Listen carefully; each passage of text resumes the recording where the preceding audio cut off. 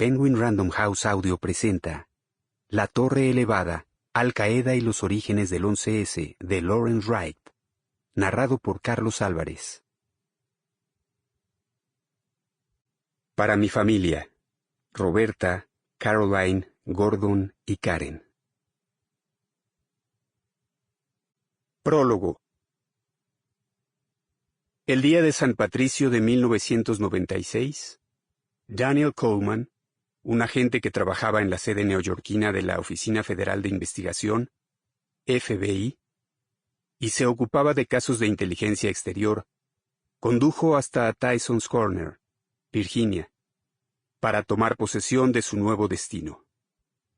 Las aceras seguían enterradas bajo la capa de nieve grisácea depositada semanas antes por la fuerte ventisca de aquel año.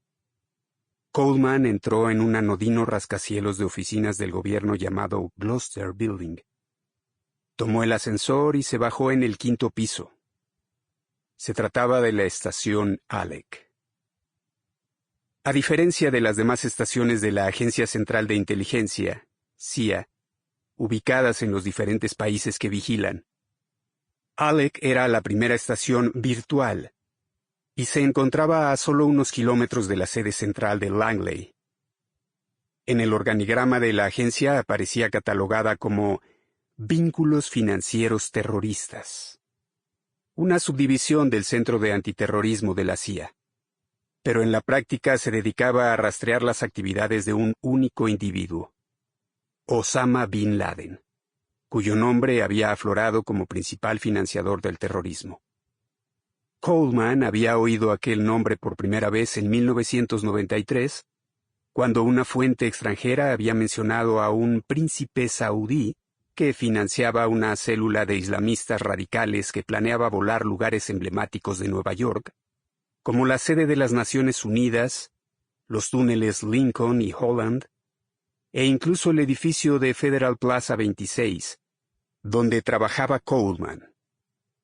3 años más tarde, el FBI por fin había encontrado tiempo para enviarle a examinar la información recopilada por la CIA con objeto de determinar si había motivos para iniciar una investigación.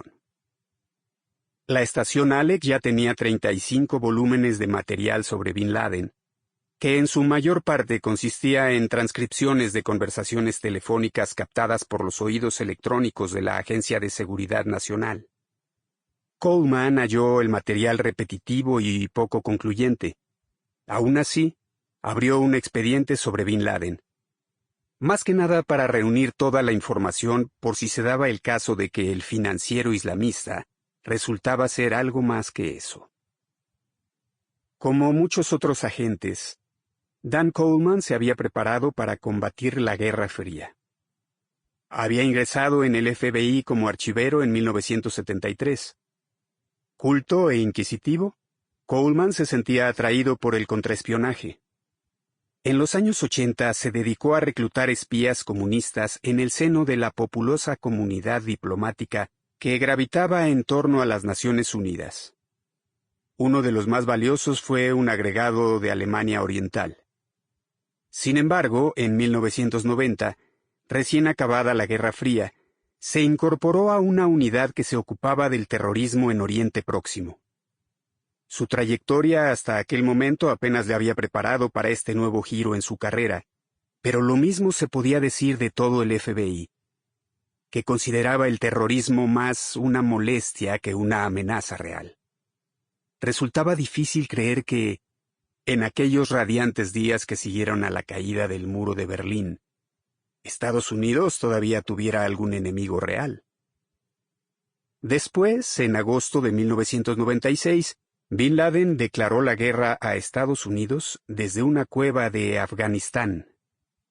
La razón que alegó fue que seguía habiendo tropas estadounidenses en Arabia Saudí 5 años después de la Primera Guerra del Golfo.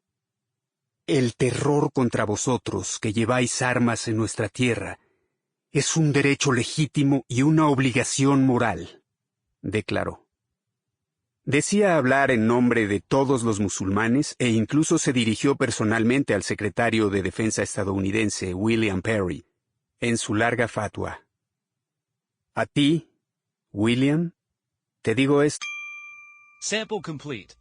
Ready to continue?